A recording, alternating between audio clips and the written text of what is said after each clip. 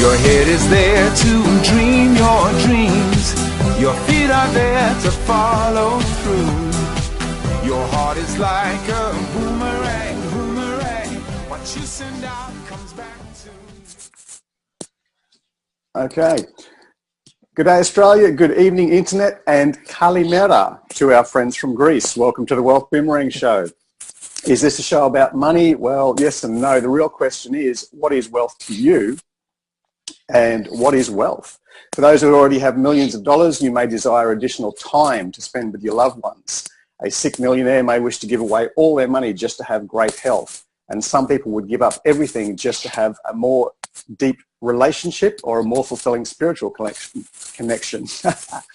We believe that whatever you value is wealth to you, and we believe that whatever you send out will come back to you. Every week we speak to people who have operated their wealth boomerangs correctly. They may have boomeranged back from rags to riches or come back from tragedy to triumph. Either way, the stories will touch you, move you, and inspire you along your journey.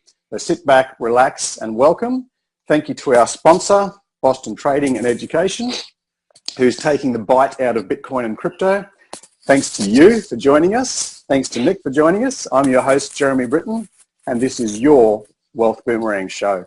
Thank you, Nick, for making time in your very, very busy schedule to sit down with us. Hey, buddy. Thank you, man. No, not busy, but very optimized. Big difference, a dramatic difference. Yeah, I got to say, you know, I saw you speak many, many years ago. You were speaking on stage with Richard Branson and Tim Ferriss and a few other guys back then. And I sort of looked at this and go, wouldn't it be great to get this guy as an interview? I mean, Richard Branson, you know, he's a fun guy. He's made millions of dollars and billions of dollars, and he just seems to be enjoying himself. Tim Ferriss, obviously famous for the 4-hour work week. I started my 24-hour work week a few years before Tim Ferriss. And then this guy gets on stage, like, who's this little bald guy? And you go, holy cow, this guy, he just ticks all the boxes for like 6 other stars that you would want to interview. Like, it'd be great to get a rock star on the show. It'd be great to get an astronaut on the show. It'd be great to get someone who's like an adventurer who dives into volcanoes and things like that. And you got everything in the one package, mate. It's absolutely incredible. So just some of the things, like you have been a rock star, you've been a lead guitarist, and you've toured with some amazing bands. Yep. You've literally been an astronaut in outer space. You've gone right down to the bottom of the ocean and sat on the Titanic. You've gone to the top of Mount Everest, jumped inside an exploding volcano. Like, just the photos, it must be all Photoshop, right, mate? It must be all made up, all of these stories. They couldn't possibly be in one man. Absolutely, definitely. You know, it's like James Bond meets Richard Branson. I mean, my whole life is one big Photoshop, you know. In fact, I created Photoshop, the software. There you are, itself. Yeah. But how do you find time to actually, number one, do all these things? Like, if you were part of the Lucky Sperm Club, if your parents were billionaires, you'd probably have the money to do all these things. But how do you find the time in amongst working to make your own money? Yeah, I mean, for me, it's never been about the materialism. It's always been, look, I'm a big believer. Look, you know, in life, nobody gives a fuck about what you own or how much money you got in the bank. You know, you're a caretaker. And, you know, life is not measured by the amount of breaths that you take, but by the moment to take your breath away. So for me, that's what I do, man. I just find the most craziest adventures. You know, it's a mosaic, it's a kaleidoscope, and it's just a representation of who I am. For me, it's that legacy, and that is what is most emotionally profitable to me. And, you know, that's all I do. I just, you know, I get paid to think, and I outsource administration of my ideas to others. And I go around the world and I experience, and you know, I'm the world's foremost cyber gypsy. And, you know, yeah. I like that. It's better than a digital nomad, a cyber gypsy. You know, life is the greatest show in the world, and I've still got front row seats, and I will always have front row seats to being in control, because I bought back my economic freedom. You know, I've never seeked out security. I've always looked for, you know, economic freedom. You know, I declared my entrepreneurial independence a long time ago. I've created my own economy, my own stimulus plan, and nobody can ever fuck with my business model, because so long as I emotionally and I financially inspire individuals, and so long as I live life on my own terms, and I'm fully optimized, and I've got geo life optimization, and I add 3 more days to my weekend, this is how I get shit done on this planet. Like I said, I'm going to be around for another 60, 70 years before I before I stop breathing and fertilizing daffodils. But my point is, I want to illuminate. I want to be a beacon of light. I want to be that lighthouse and inspire individuals worldwide. I mean, you certainly could inspire individuals just with even one of the things that you've done, but to actually have done all of those things. Were you one of those kids who just couldn't decide what you wanted to be when you grew up? You know what? It's a good question. I think in retrospect, at the time I didn't realize it, but now it's a blessing. I was very fortunate that I was a very, very sick child. I had chronic allergies, debilitating asthma. And, I was like Australia's pharmaceutical poster boy, I was medically confined to my bedroom. So with nothing to lose at age 8, I just wrote down my top 10 list of goals. Things, like I said, I had nothing to lose. And being a young child, the probing curiosity, defining your why, your purpose. And really, I drafted my screenplay to my life. In other words, my top 10 list of goals. And for the last 32 years, I've been the actor, the producer, and director on my own top 10 list of goals. And, all I've been doing is with mathematical precision, I've just been acting out the screenplay that I wrote down as a young 8-year-old. And that damn 8-year-old still resides in here.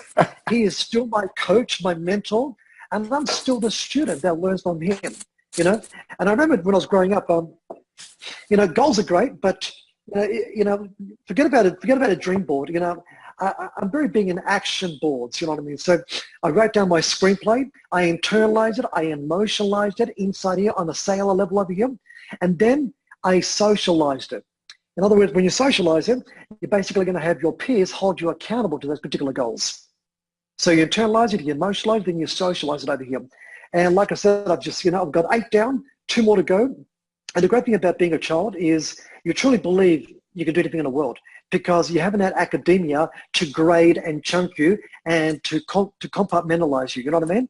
I was going to ask you that because as an 8-year-old kid writing down some of these goals, like as an 8-year-old, you don't think anything is impossible. But if you're like a 30, 40, 50-year-old writing down goals, you go, I could never be a rock star. I could never do this. Yeah, you're all statement oriented where kids have that secret killing of imagination, that probing curiosity. And the thing is, I never joined academia until about age 10. So I designed my own school curriculum. I grew up on the Encyclopedia Britannica and the world of fucking Tintin, these crazy, so you had the intellectual side, this whole world that existed outside my bedroom windows. And then you had the crazy world of Tintin. He was this roving reporter with his face down, dive shipwrecks, slept in sarcophaguses. You know what I mean? It's like, dude, and today, I'm like Tintin reincarnated. I'm the love child of the Britannica and Tintin. Crazy, man. Oh, absolutely. I mean, I love Tintin comics when I was a kid as well, and some of those crazy adventures. But of course, that's all made up. But I think you may have been confused, mate. You might have been reading this like it wasn't fiction and just thinking, okay, he's done that, so therefore I'm going to do that. I mean, even the sarcophagus thing, like there's not many people who could actually sneak inside the Great Pyramid in Egypt. Actually, I didn't sneak in. I actually bribed a dictator who's now deposed. Potato, tomato, you got there, mate. There's how many people in the history of the world in the last 7,000 years who's been inside that pyramid? Exactly. Well, I think it's always good to have in your goal list, to bribe a dictator. My resume is complete. I bribed a dictator, yes.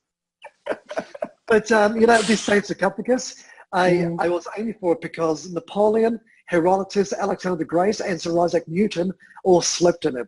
And I was reading an autobiography by Dr. Paul Brunton. It was 1937 autobiography. And in 2007, I had no idea I was going to do it, but I pulled it up.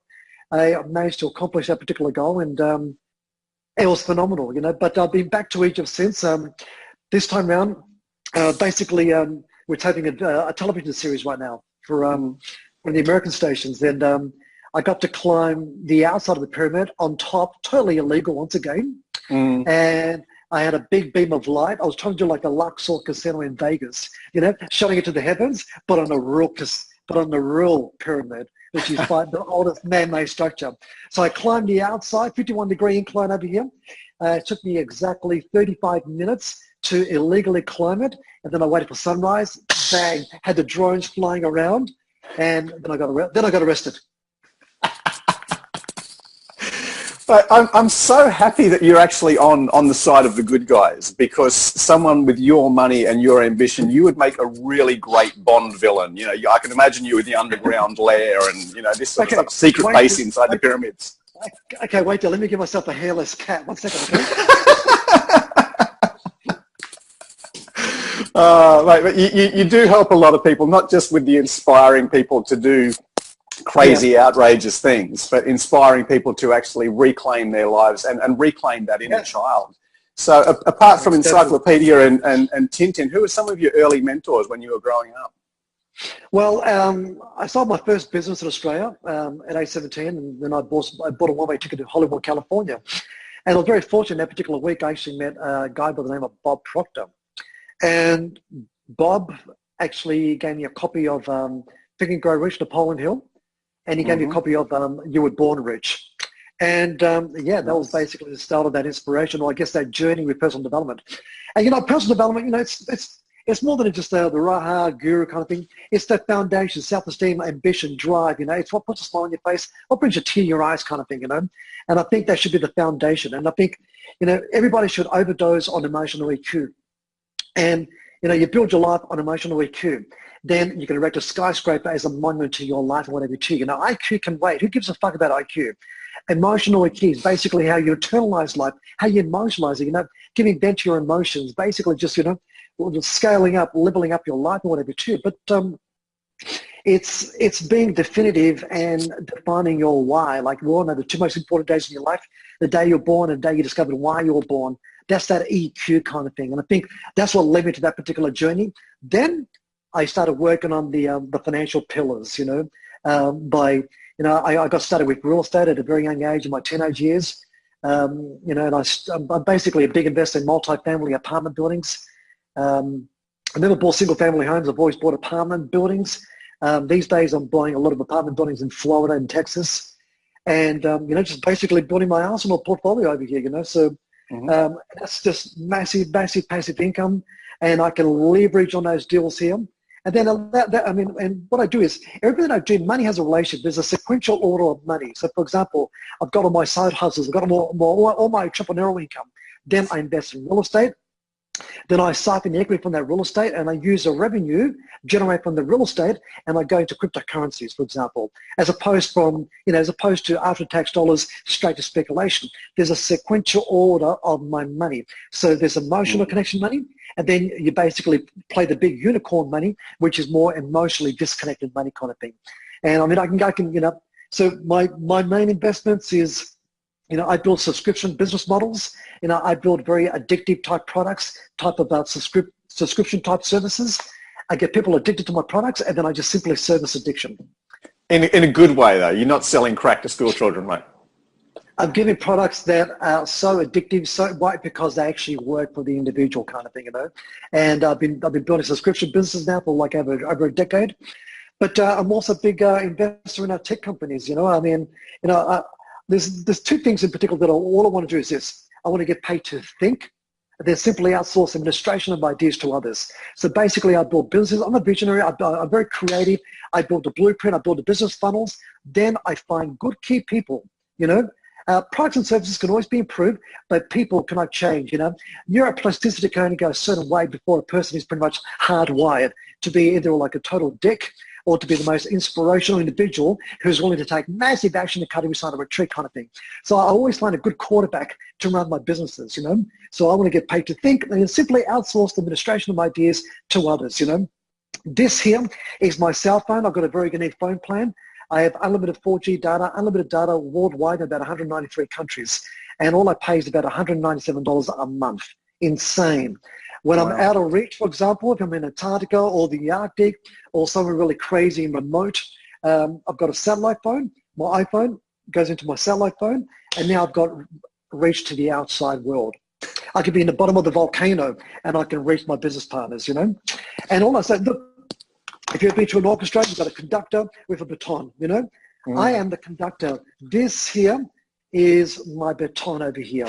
And all my quarterbacks are the musicians in the orchestra pit, you know. And there's a sort of correlation to life, and obviously a leader has no title, but those who get paid to work for those that get paid to think. I get paid to think.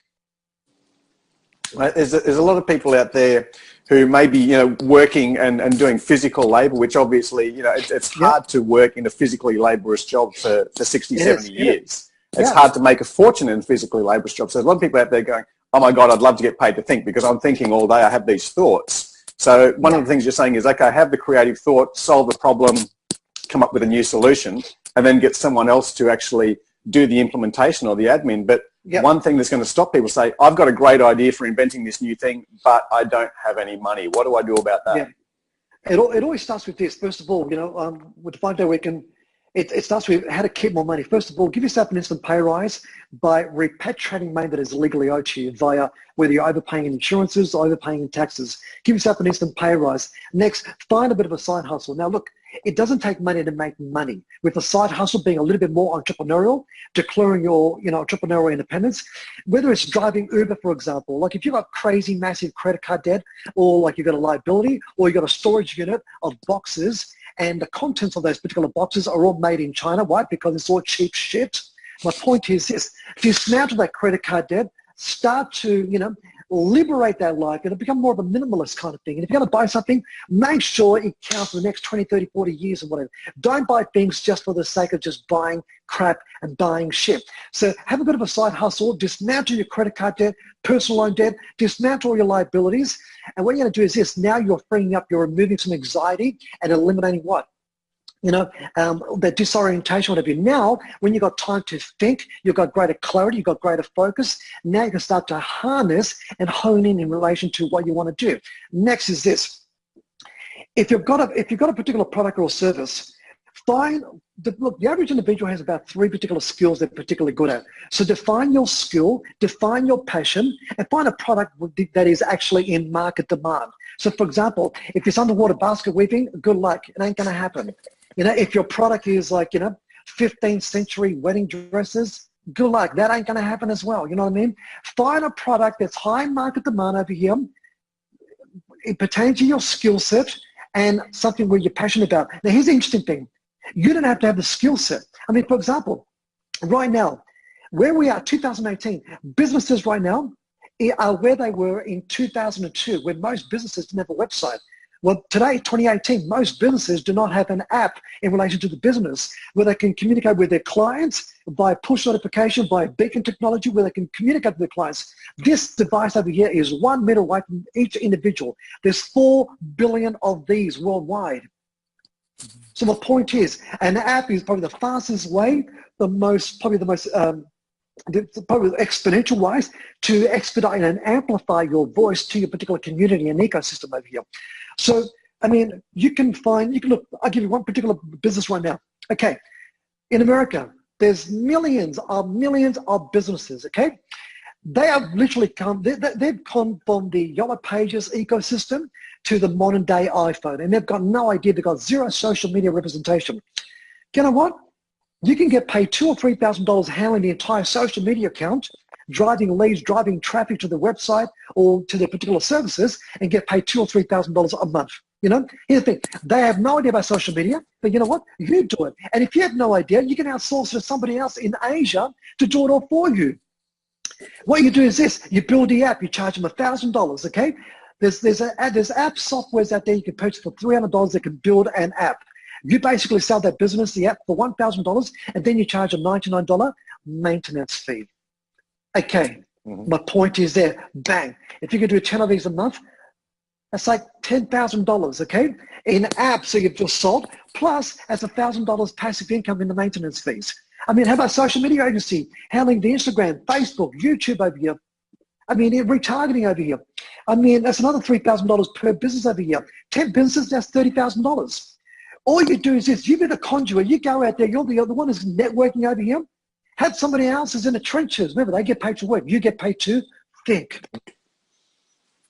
But look, there's a mosaic and specific with technology. And look, it's free to get started. I mean, these services, I mean, look, whether it's Shopify or whether it's selling things on Amazon via drop shipment over here. I mean, look, 50% of what is sold on Amazon is from private individuals. That's why you don't see a car in a garage anymore, right? Because most garages in Australia have what? They're full of boxes with shit. Because now the car is outside in the driveway, you know? And well, you can either be buying the stuff or you can be selling the stuff, right? Absolutely. I mean, in America, 1 in 6 Americans has a storage unit. Why? Because the house is full of shit. The garage is full of shit. And if your shit ends up in a box, it's really shit. My point is, it's just my abilities. It will not serve any particular purpose. Listen, you're an asset. Start acting like an asset. Monetize you before life monetizes yourself. Mate, I think there's so much in that people who are watching this are going to have to go back and replay that last few minutes and write that stuff down. It's like, you know, when you emotionalize experience, and by the way, I'm not drunk right now and I'm not on drugs. You know, I mean, where does the energy come from? You know, where energy comes from being excited about what you do and being excited about life. I'm the type of person, I feel guilty if I sleep more than 5 hours. You know, think of this, right? Look, you can't buy back life. So for me, I'm going to do whatever it takes to excavate my life's purpose every day. That's why I travel around the world. I've been to 150 countries. Why? Because why not? Because it's the mosaic. It's, you know, it's your legacy. It's your experience. I get the craziest ideas when I'm traveling around the world. I was doing a big tour in West Africa last year. And literally within 3 weeks of my West African visit, I developed a new business in West Africa, basically a consultancy business to all the Chinese firms that are basically out there kind of thing. So the point is, if I hadn't gone to West Africa, I would not have had that business idea, you know. And now I've got a team, and that's growing. That's become a whole passive income stream, servicing countries along West Africa, because China is one of the biggest investors in Africa. And, you know, so basically... A lot of people wouldn't know that, right? I mean, you know, 20, 30 years ago, we were complaining, all the American companies and Australian companies setting up sweatshops in China and setting up bases in China. But the Chinese have learned and they've copied this. And when their wages have gone up, the Chinese are actually outsourcing to Africa. I saw huge Chinese factories in Africa when I was there. It was amazing, absolutely incredible. Most people don't realise it's going on. Yeah, and China understands something. See, China, all China is interested is in agricultural land. Because people don't realize Africa is the most fertile continent on the planet. And, you know, I'll say this, a desert becomes a forest with the right gardener. You know, with European engineering, Africa was the most fertile continent because we had 2,000 years of European farming engineering, what have you too, right? Now, Africa, what China's doing now, basically Africa is in need of what? Roads, development, bridges, airports. And China's going to say, listen, we'll go in there, we'll build you this, we'll build you this, we'll build you this. And Africans are saying, bring it on. China says, return, we want access to your oil, to your mines, to your gold, to your diamonds, to this. So basically, China's allowing the Africans to pay off the debt over 30 years, whilst they siphon all the minerals and the resources for 30 years. And you know what Africa's doing? They're not using local labor. They're freeing up their prisons. So they're using the prisoners from their respective country in China, taking the prisoners, all the Chinese prisoners, moving them to Africa, and that's their labor to basically build the airports and the bridges and what have you. So it's like they're convicts. So they're emptying their prisons. That's the labor, doing the workers, doing all the work. I mean, they're not paying the workers anything, are they? Because what? They're convicts. And they've got a 30-year deal with West African countries. Right now, Ghana, China runs Ghana. And I saw basically a business where I could be the conduit between the Africans and the Chinese. And that consulting business, just bang. I just found some good key people. They're my quarterbacks. And I just simply oversee it. I mean, just another idea, you know, just which, and that's why I love about traveling, because it just enables, you know, you see opportunities. And I feel a lot of individuals, and sometimes in Australia, where the thinking is very local-nomically orientated, where you only think about your local community. Listen, I've logged online right now. I'm in Florida, okay? And I'm communicating with you. Well, guess what? The moment you're online, you're a global citizen. You know, I think a lot of us forget about that. And the thing about, you know, having entrepreneurial businesses, you know, your side hustles. I mean, money doesn't discriminate. Money, you know, money's orientation is, it wants to lubricate the rest of the world. So, you know, 365 days a year, 24/7 over here, money is still being generated for me over here, as opposed to the average individual working a Monday to Friday type of gig. You know, they work Monday to Friday, they get paroled for the weekend, you know.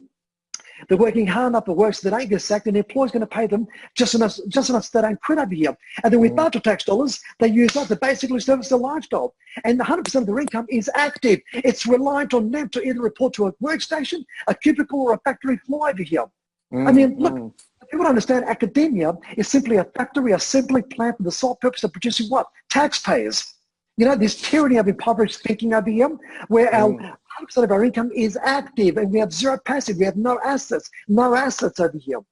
You know, and I'll tell anybody right now, the real question is this: how long can you withstand your lifestyle if you stopped working right now? Most people about a month, right? Yeah, and have you designed a life that you don't need a vacation from? You see, if you're counting down the days to your weekend, you despise your life. If you're counting down the months to your next vacation, you despise your life. If you're counting down the years until retirement, you fucking hate your life. It's funny, I talk with my coaching clients and say, what do you like to do on the weekends? Because most people, I think there's a survey, like 80 to 90% of people hate Monday mornings and hate their work. So what do you do on the weekends? Because, you know, if you like riding horses, or if you like painting, or if you like whatever, you know, messing around on the computer, there's someone in the world who's actually getting paid to do what you do for fun. You've just got to find out who that is, how that is, and how to get paid for doing what you love to do. So absolutely, definitely. It's amazing stuff. You know, a lot of individuals, you know, by age 35, they've got financial diabetes, and at age 65, they've got financial cancer, you know, and within 10 years of retirement, they're dead. And look, you either develop passive income streams or you're going to work until you die. Simple as that. Right, fantastic. You get very passionate. You get very excited. I know you've just had a big lunch. So for most people, they'd be napping after their big lunch. And you know, I was very excited to chat to you this morning. I woke up like an hour and a half before the alarm because I'm like, oh, the rock star astronaut, sort of billionaire dude. Yeah. So and I appreciate your patience, Tim, man. Definitely. You know. Yeah. Right. When you're in business, sometimes you've got to be calm, you've got to be rational, you've got to be measured. You know, when you're trading shares, or when you're negotiating a property deal or building a business, you've got to be calm, you've got to have that insight. So what sort of meditation techniques do you use to calm down and get centered? Yeah. For me, it's like, I mean, you know, if I was to probably look at the way I would get up in the morning, I guess, you know, it's always a cold shower. You know, I get up at around 5:30 in the morning. So it's always a cold shower. And then usually like a run or a walk on the beach. And then I do the 777 breathing, where you basically breathe in for 7 seconds, hold it, and then exhale for 7 seconds. And I do that 7 times, you know, just to recalibrate my thinking over here. And the morning sun, you know, just to calibrate my thinking over here, focus. I don't look at my cell phone for at least 1 hour, because it normally takes about an hour to indoctrinate your mind and brain to today's thinking, for example. Because sometimes, like, it's like, people have different ways to recharge. Like, it's kind of like, imagine your car in winter. You're going to spend about 10 minutes warming the engine, right? Well, you know, once you understand your ultradian rhythms and your circadian rhythm, it normally takes about an hour to really to really be awoken for the day. You know, to really be like on your game, optimized. So I like to do as much as I can in that 1 hour, sit in morning sun, have a workout. You know, listen to like an audio book or something, and then after 1 hour, then I look at my phone, and then I'm in the zone, for example, you know. But it's, you know, there's ways you can sort of orientate yourself to the experience. But you know, if I sleep 5 hours, I always 7 hours after I wake up, I have a biphasic sleep pattern where I do like a power nap for 25 minutes. It's a stage 2 power nap, not stage 4. Never in the bed, normally on a couch. And it's 25 minutes. I time it, bang. And it's just like, you know, charging your iPhone for the second half of the day. And that lasts me until 1 a.m. And then 1 a.m. I'm asleep, and I wake up at about 6 a.m. every day. Fantastic. Irrespective. 7 days a week. I know Isaac Newton and Einstein and a few guys were big fans of the power nap. So you teach all your people how to do the power nap? Absolutely, power nap. But look, my grandmother, one of the oldest women in Europe, she died 109. She would have a power nap 7 hours after she woke up. And the thing is, back in her days, you know, she was born 1890, she died 1999, a few weeks shy of living through 3 centuries. Pretty insane. But all my sets of grandparents are all centenarians. My mother's village, where, I mean, genetically wise, I'm made in Greece, I'm Mediterranean, but my parents' village is a place called Avdopolo. The youngest person right now is 89. 1/3 of the village are all centenarians. Wow. But you know what? They sleep when the sun goes down, and they wake up when the sun rises. Everything is organic. There's no artificial lights to keep them awake, disrupting the circadian rhythm over here.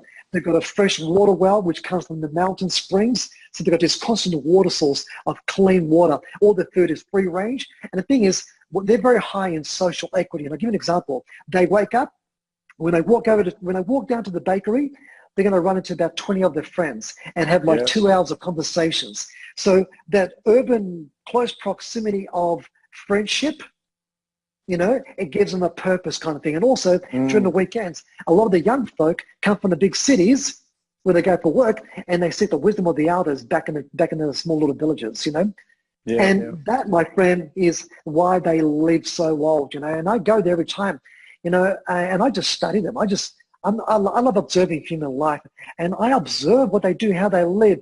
I mean, there's a church probably about 300 feet high up from the highest point of the village, and I see individuals in their 90s and their 100s pushing each other up the hill. Man, whereas, look, I live in the United States. Americans get to a certain point in the 60s and say, you know what? I don't want to walk anymore. I want a wheelchair. We're all those little rascal scooters, I don't understand. It's like inactivity over here. It's like, man, I go crazy. I climb mountains because it's that fresh air. I love challenges. It's that gauntlet of challenges. And, I want to orientate and view life from a different perspective, a different lens, where I can reverse engineer and streamline my businesses. But people, they get to a certain point and they just no longer want to be mobile. They no longer want to be active. And it's like, I just don't get it. It's like, life is precious. I love life. I mean, fuck, man. If my life was to expire for whatever reason, I would probably be the most pissed off poltergeist in the world.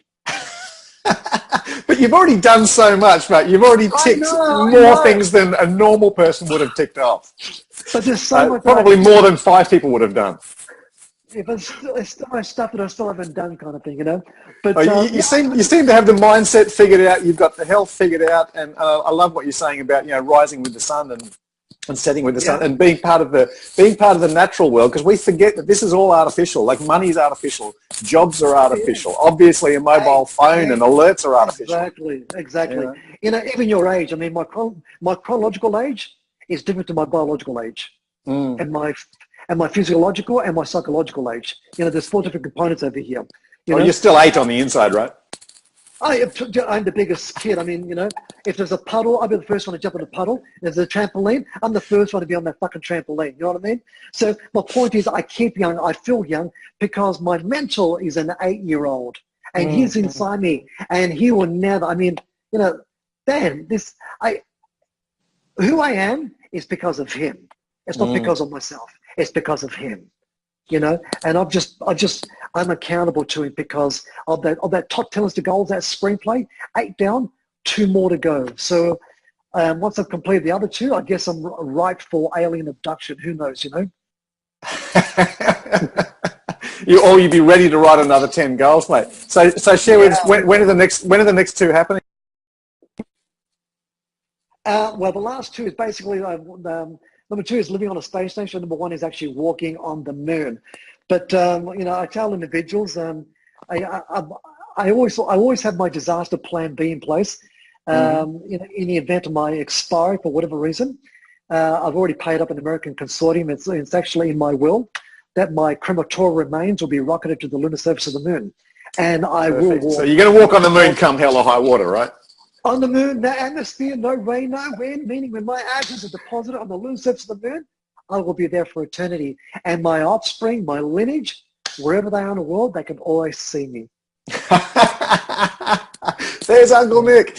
He's smiling at us. Right, that's fantastic. Yes, that's fantastic. Otherwise, you could buy some moon rocks and you could walk on those. Yeah, definitely. Why not? Yeah. I absolutely love it. Absolutely. You've got so much passion. As I say, you've got enough passion and enough life purpose for 5 or 6 other people. And part of your thing now is sharing. Your Trillionaire was your first book, is that correct? Yep, Trillionaire was the first book, which is kind of like an autobiography in dispersed sort of financial education. The new book I think is called 5-Day Weekend. And really, it's already become a Wall Street Journal bestseller here in the United States. And I believe by Tuesday of next week, it's going to be a New York Times best-selling book here in America. Congratulations, mate. Thank you, sir. Thank you. Very exciting over here. But the Americans have really it's really resonating with the American message, because I mean, I moved to America at age 17, a young, naive, impressionable child. I am still a young child, but you know, I came here when Ronald Reagan was in office, chasing the American dream. And you know, I believe the world's a meritocracy. You know, it's always going to reward ambition and drive, kind of thing. And I realized that that many entrepreneurs had no idea about investing, and most investors were not even entrepreneurs. You know, and I found a lot of individuals who owned in particular businesses just bought themselves a business. They were paying themselves last and running an adult daycare center. And then we had individuals who were employees, basically working Monday to Friday. They could provide for the weekend, and come Friday, they put their hand out, being subservient to somebody else to pay them. And they have no guaranteed contract of employment. But there wasn't a book which showed you how to, first of all, keep more money, how to make more money, being a lot more entrepreneurial, how to grow more money, being more of an investor, for example, you know, multifamily apartment building, storage units, you know, that type of thing, you know, recession-proof type industries. And then utilizing the cash flow from here to invest in more momentum, unicorn type investments that are more momentum, high paying, but carry a little bit more risk. But the thing is, make the money here where the money is more emotionally connected, and then invest over here where the money is now emotionally disconnected. And then obviously the hardest phase is the amplification, the power up, which is self-esteem, the belief system, you know, being happy, being healthy, looking after your temple, looking after your body over here.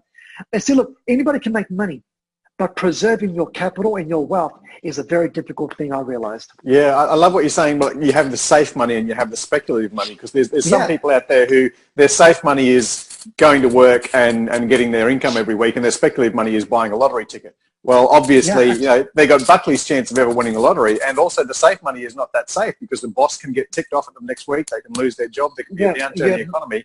They got nothing. You have no guaranteed contract of employment. You know, where what I'm doing is I'm teaching individuals how to have their own personal economy, how to create their own stimulus plan, how to be an entrepreneur. You know, by defining product skills in demand, things that are recession-proof over here. You know, and the way I invest, I mean, that's what I do. I mean, you know, I build my passive income ratios, understanding what your PIR ratio is. So, for example, most Australians, in fact, 95% of the adult population in Australia has one single source of income, and it's active. You know, and the thing is, their active ratio is 1-to-1. So, for example, if their expenses are $4,000, 4,000 in for their job, 4,000 out. And 10 years later, they got nothing to show for it. So my point is, you know, if you've got $4,000 of expenses, make sure you're generating at least $4,000 in passive income, which is emotionally detached from your active income. Now figure this, how much anxiety have you now eliminated? Now imagine a 2-to-1 ratio. So you're generating $8,000 passive and $4,000 in expenses.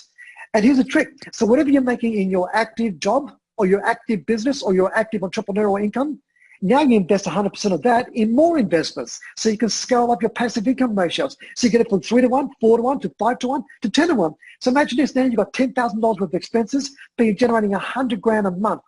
Now you've got freedom of what? Choice, freedom of location, geo lifestyle optimization over here, clarity of thinking over here. Now you can actually go out there, excavate your life's purpose, you know, have a mission statement, go out there, be far more cosmopolitan, build your mosaic. It's a kaleidoscope, as an attribute, as a monument to your existence. And then go out there and amplify the message, share the love and share the passion over here. And if you're a parent, you got kids, well, guess what? Transform those little liabilities into assets. The sooner you monetize them with your education and your knowledge, you monetize them before they monetize you. I love it. I love it. I guess, you know, you're around about the same age as me, probably a bit younger. But when you're an 8-year-old and saying, I'm going to have this, I'm going to do this, it probably wasn't as easy to start an international business. And nowadays we've got, like, you know, 17-year-old kids who can be buying and selling stuff on Amazon, or can be buying and selling stuff on eBay. They can be hiring people in an emerging economy for, you know, a couple of dollars an hour to do their admin. It's just amazing, the technology that we've got. We're aware that it's there, but most people aren't using it. Most people aren't leveraging. Most people aren't outsourcing. Exactly. We choose not to harness it. I mean, it's crazy. I mean, there's young 14-year-olds here in the United States doing $200,000 a month on Amazon. Yeah. Dude, at 14 years of age, I was on a BMX bike, you know? 14 years of age, I was working at McDonald's. I was getting paid $2.15 an hour.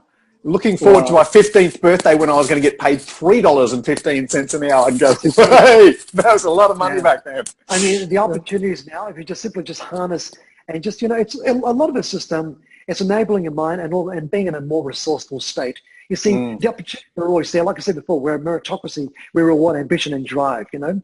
But here's the thing too.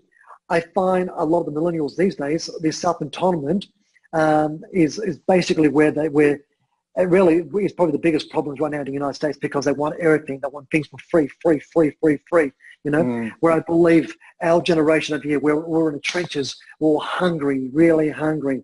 And I see the hunger. It's not as diverse and as profound as it was in my generation growing up, kind of thing, you know. Because, you know, you're in your 20s, you're going to go out there, you're going to make a lot of mistakes, but you're hungry, you want to create wealth, and you're very, very selfish in your 20s. So I was incredibly selfish. In my 30s, I get a little bit more wise building businesses, but I'm still fucking up and making some mistakes, you know. In your 40s, now you've generated a lot more wisdom. You've lost millions of dollars, but you've generated tens and tens more millions of dollars over here, you know. It's amazing how we undergo this sea of change with each particular decade over here. But I know ultimately, you know, all I want to do is I'm that beacon of light, that lighthouse. I want to inspire individuals, you know. And I just find a lot of kids these days, you know, if you allow academia to institutionalize your child and to condition them, and then allow the grading system to grade what they can or what they cannot do in life, then, you know, you need to basically interrupt your child. And, you know, look, and I say this as, you know, I plan to become a parent, but my children will be travel schooled. They won't be homeschooled. I don't believe in academia. I'm going to teach them education. And, you know, never let academia get in the way of a good education, right? But give them an education, a profound education based on merit, business, self-esteem, belief system, manners, discipline, you know, understanding how the world works, you know, different languages, immersing yourself in different cultures. And then I will give them one donation, I'll give them one amount of cash, and that'll be the only handout ever in life. And you know what? And these kids will be assets. And my point is, you know, if a parent goes to all the trouble and equips them and teaches them everything about life, then I think it's a parent's right to take a 10% clip of their children's future earnings for life. That's a great investment, mate. Because I just say, like most parents, you send the kids off to school, you teach them how to get a job. You don't teach them life skills. Who's running the education course, how to live to be 109 and be healthy? Exactly. You know, who's running the education course on leveraging, outsourcing, having business, having hobbies that make you money? I know. You can't I think you well deserve that, mate. You can't monetize liabilities, but you can monetize an asset. And my point is, take a 10% clip of the future earnings. And guess what? The Australian population is going to go, because every parent's going to have 5 or 6 kids now, thinking 6 streams of passive income. Everybody should have 10 kids, mate. But I'm just thinking now, perhaps in the education system, all we're going to do is, like, not just you having 10 kids, but we need to clone 10,000 of you and have these teachers in the education system saying, okay, I'm going to teach you how to run business, how to minimize your tax, how to create assets, how to create passive income. And if the teachers were going to take, you know, even 1% of what their star pupils were going to, obviously that's going to change the education system, mate. Yeah, look, you've got to incentivize life, and you've got to have some form of gamification. You know, implement the Kaizen principle. The Kaizen is basically small incremental steps. You know, teaching kids how, like for example, whatever they generate in the month of May has to be 3% more than what they generate in the month of April. And the month of June has to be 3% more than what they generate in the month of May. So each month, the gamification, where you're gamifying the experience month to month. You see, I gamify my life. Nick Halik, May 18, is competing with Nick Halik, April 2018. You know, I don't compete with anybody else because we all operate in different time zones. Some people a little bit ahead, some people a little behind. You know, it's your own time zone, not in actual time, but time zone up here. You know, it's a calibration of thinking. It's your polarity of your inductive thinking, how you basically, you know, reverberate, you know, in the real world over here. So find your own time zone, find your own sweet spot, and then gamify yourself. You know, that's all I do, man, the Kaizen principle. And kids need the gamification process. Imagine if you increased your income 3% every month since age 20. How much money would you have in a bank account right now? Millions. I love that because there's a lot of kids out there who are watching, celebrities and Kardashians and this sort of stuff and going, oh, I wish I had their money. I wish I had their opportunity. And we're comparing ourselves to this, unreachable goal. And we need to sort of turn around and go, okay, look, these people that I'm, perhaps outsourcing to in emerging countries, look how much better I am off than them. Have some gratitude, have some appreciation. And also, what can I do with the technology to actually utilize that and lift up both economies and also competing with yourself and getting better, constant, never-ending improvement. Getting better rather than saying, I wish I was like that, or maybe I'm better than that, but I should be comparing myself to myself and saying, how much better am I this year than I was last year? Absolutely. So, be your own worst critic, that open feedback kind of thing. Because here's the thing, ultimately you have to look yourself in the mirror and you have to respect yourself. That's Mate, fantastic. I think we're almost out of time. I know you've got to catch flights. You've got a huge book tour coming up and all sorts of stuff going on. But I think you've given us about 3 hours of material in the last few minutes, which is fantastic. I'm just going to have to watch this on slow speed. Thank you for allow me to enlighten your audience and your tribe and your ecosystem. But look, here's the thing. I'm all about the 5-day weekend lifestyle. Here's the book. 5dayweekend.com. It'll be released across Australia in the month of June. The book's going to be released in Europe now. But it's an exciting book. But like I said, I'm the lead fighter in this. I've declared war on the 5-day work week because I believe the 5-day work week really hasn't evolved. Because here's the thing I've got to say before we finish. 120 years ago, the whole existence of a job didn't exist. 120 years ago, there wasn't jobs. We were all entrepreneurs. Our great-great-grandparents were all entrepreneurs, hustlers, merchants, going out there, doing their thing. And then we've all become institutionalized and conditioned to have a job and then get caught up on the wrong side of capitalism and then take on debt. That's a fascinating thing that you say there, mate. And most people wouldn't realize that until you look back a little bit in history. Like 200 years ago, your grandfather was the blacksmith and he'd teach the kids how to be blacksmith, or he's a farmer and teach the kids how to be farmer. There weren't institutional schools. Everybody was working for themselves. The family units were much closer because you'd be sitting at your parents' knees and learning a trade, learning how to sew, learning how to knit, learning how to bang an anvil or whatever it was that your parents did. And now we're all sort of pushed into different careers and different schooling systems. So, a couple of 100 years ago, there was no jobs and there was no tax, and yet we still had a thriving economy. And Jeremy, it's got to the point now where once upon a time we used to thrive, a career of choice. Now we don't thrive, we just survive because we're working a job of necessity. And I feel the proliferation, we've been indoctrinated into this particular style of thinking which no longer serves humanity's purpose and basically serves the bankers, serves the system, and where there's this an aquarium of ignorance, and we're all players, and basically there's puppeteers that are dictating the terms of our lives. And let's get old matrix here, the blue pill and the red pill. I really believe the 5-day weekend is that red pill to financial prosperity, financial freedom, and declaring your entrepreneurial independence and buying back your economic freedom, sir. Absolutely. Mate, just one last thing. Everyone's going to they've got to get both books. Absolutely got to get both books because the 5-day weekend is going to free up your life, and then you need the Trillionaire book to know what to do with it. But going back to that sort of tribalism kind of thing, I guess, and now you invest your unicorn money, not your safe money, but your speculative money into cryptocurrencies and things like that. But obviously the technology driving that is the blockchain. The blockchain I see as a great equalizer where we can sidestep the banks, we can sidestep the governments. So where do you see society is going to be, say, 50, 60 years with this kind of technology where we can actually get rid of the middleman?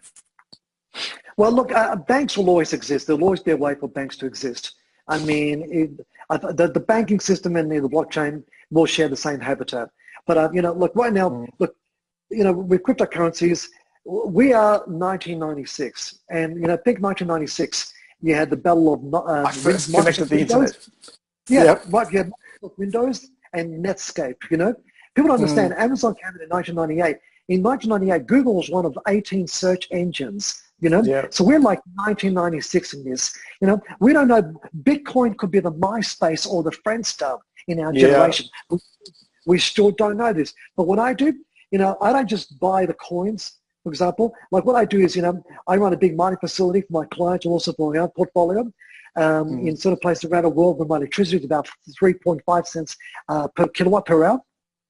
And, you know, I build big mining rigs that are paying about $150,000 a month net. So what I do with this, about 20% of all the proceeds that I generate on a monthly basis, I use those to trade the altcoins. And then ultimately, I also invest in the blockchain, because the blockchain is the infrastructure. Think of the highways, and then you've got buses, cars, and motorbikes that are different coins using the same infrastructure.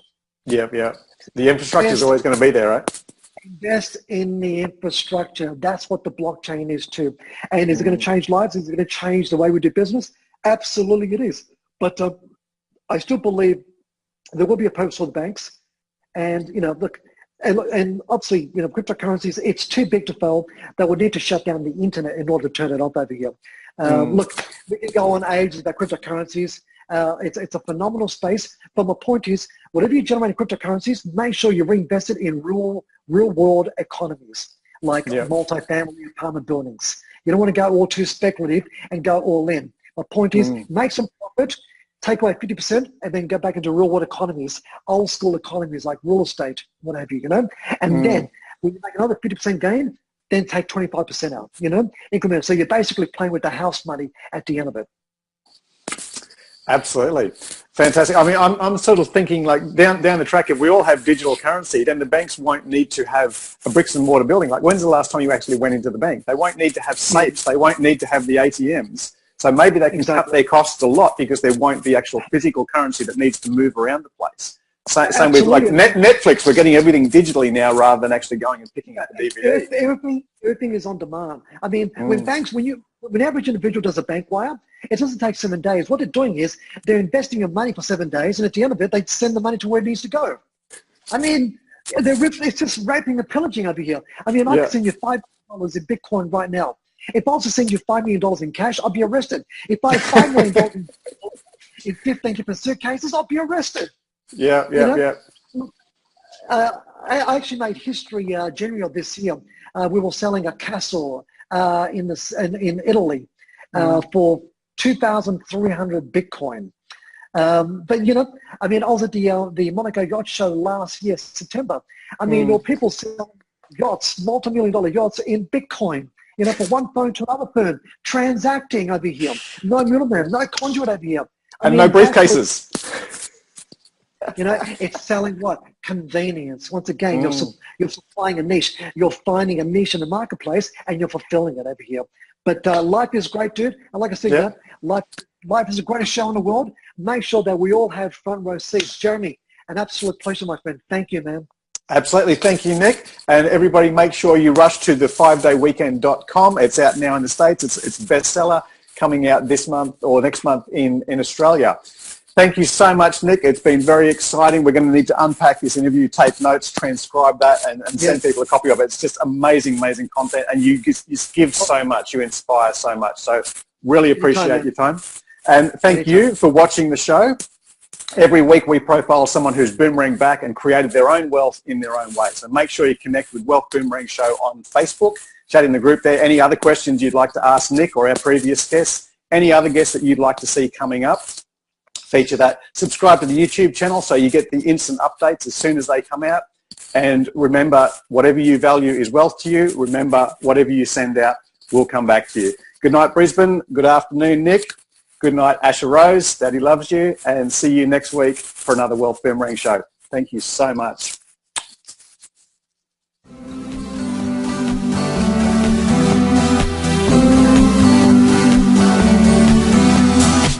It really matters what you think. It also matters what you do. So if your brain waves don't just sink, what you send out comes back to you.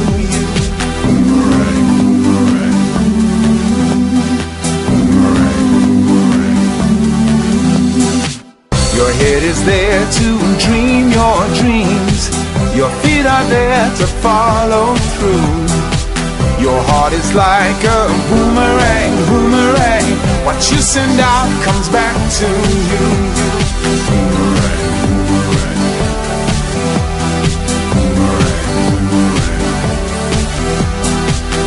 Look inside and you will find all your wealth's inside of you. Well, info starts inside your mind. What you send out comes back to you. What you send out comes back to you. Your heart is like a boomerang.